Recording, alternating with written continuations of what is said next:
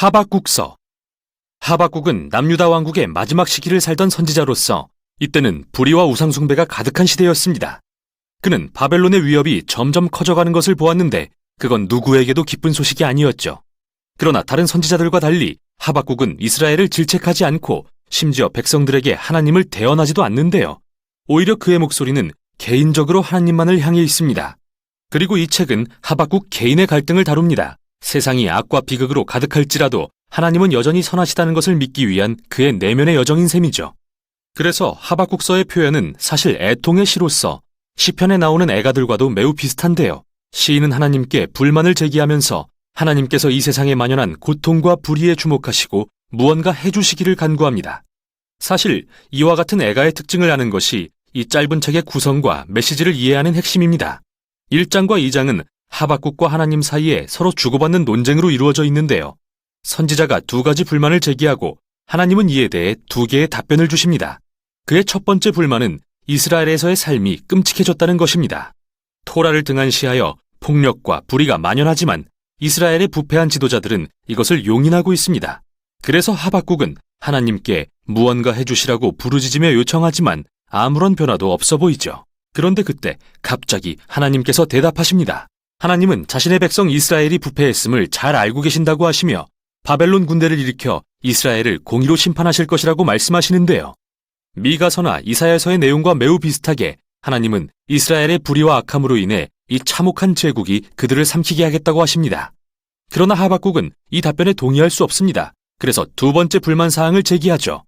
그는 바벨론이 이스라엘보다 더 악하고 더 부패했고 더 폭력적이며 자신들의 군사력을 신격화하면서 사람들을 동물처럼 취급한다고 항변합니다. 마치 어망의 물고기처럼요. 그들은 자신의 제국을 구축하기 위해 다른 나라와 민족들을 삼키는 자들이라고 말이죠. 그래서 하박국은 어떻게 거룩하고 선하신 하나님께서 그렇게 부패한 나라를 역사 가운데 그분의 도구로 쓰실 수 있냐며 설명을 요구합니다. 실제로 그는 자신을 성루에 서서 하나님의 대답을 기다리는 파수꾼으로 묘사하는데요. 대답이 임합니다. 하나님은 하박국에게 판과 끈을 가져와 그가 보고 듣는 것을 기록하라고 하시죠. 이것은 미래에 정해진 때에 관한 묵시로서 비록 더딜지라도 지체되지 않고 반드시 이루어질 것입니다. 나아가 하나님은 의인은 이 소망과 묵시에 대한 그의 믿음으로 말미암아 살 것이라고 말씀하시죠. 그렇다면 하박국이 기록해야 했던 하나님의 약속이란 과연 무엇일까요? 그건 하나님께서 바벨론을 멸망시키실 거라는 것입니다. 하나님은 민족들의 폭력과 압제가 끝이 없는 복수의 악순환을 만들었으며 그분은 이 악순환을 이용해 나라들이 흥하고 망하게 하신다고 말씀하시죠. 그러나 하나님께서 잠시 바벨론처럼 부패한 나라를 사용하신다고 해서 그들이 저지른 모든 악행을 인정하신다는 뜻은 아닙니다. 그분은 모든 나라들을 그분의 공의로 심판하시므로 바벨론은 그와 같이 행하는 다른 나라들과 함께 멸망할 것이라고 하십니다. 그 후 하나님의 약속은 5가지 화 있으리라는 표현으로 자세히 설명드는데 바벨론과 같은 나라들이 저지른 억압과 불의를 잘 묘사하고 있죠. 첫 번째와 두 번째는 부당한 경제적 관행에 대한 것으로서 예를 들어 터무니없는 이자로 가난한 자들을 빚으로 얽매는 부자들을 지적합니다. 그들은 그렇게 부정직한 수단으로 부를 쌓았죠. 세 번째는 강제 노역에 대한 것으로서 인간을 동물처럼 다루며 생산하지 못하면 폭력으로 위협하는 것에 대한 비난입니다. 네 번째는 무책임한 지도자들이 술을 남용했던 것을 지적하는데요. 백성들이 나쁜 통치 아래 고통받고 있을 때 지도자들은 잔치를 벌여 그들의 돈을 향락과 술에 탕진했죠. 그리고 마지막은 이러한 모든 나라들의 악의 근원인 우상숭배를 들춥니다. 그들은 돈과 권력과 국가 안보를 자신들의 우상으로 만들고 모든 것을 바쳐 충성을 맹세합니다. 그래서 백성들은 점점 그들 제국의 노예가 되어갔죠.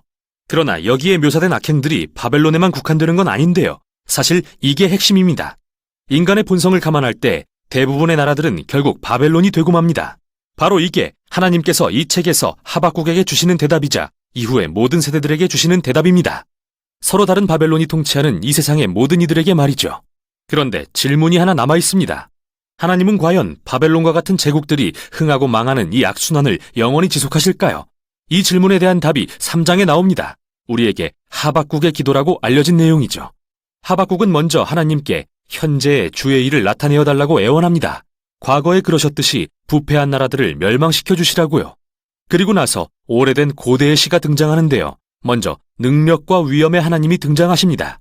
이는 미가서와 나훔서 도입부의 시들과 매우 비슷하고 출애굽기에서 묘사되는 시내산에서의 하나님의 임재처럼 구름과 불이 있고 지진이 일어나죠. 창조주께서 인간의 악과 대면하기 위해 나타나실 때 모든 인간은 그분을 주목할 것입니다. 계속해서 하박국은 훗날 악이 패할 것을 미래의 출애굽으로 묘사하는데요. 하나님이 마치 전사처럼 등장하셔서 바로와의 전투에서 바다를 가르시죠. 하박국은 하나님께서 다시 한번 악인의 집에 머리를 쳐서 심판하실 거라고 말합니다. 여기서 바로는 마치 바벨론처럼 폭력적인 인간 나라들의 전형으로 표현됩니다. 그러나 악을 대적하실 그때 하나님께서는 주의 백성과 그분의 기름 부음 받은 자는 구원하실 거라고 말합니다. 이는 다윗의 가문에서 오실 왕에 대한 언급이죠. 이렇게 이 시는 과거의 출애굽 이야기를 통해 하나님께서 행하실 미래의 출애굽을 보여줍니다.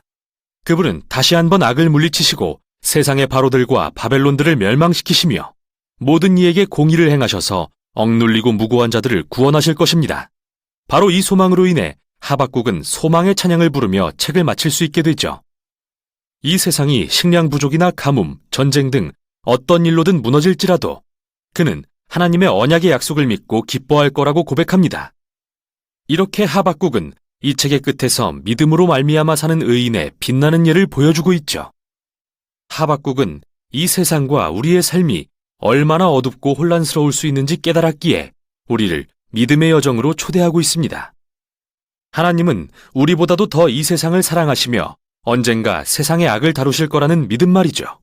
이것이 바로 하박국서가 전하는 내용입니다.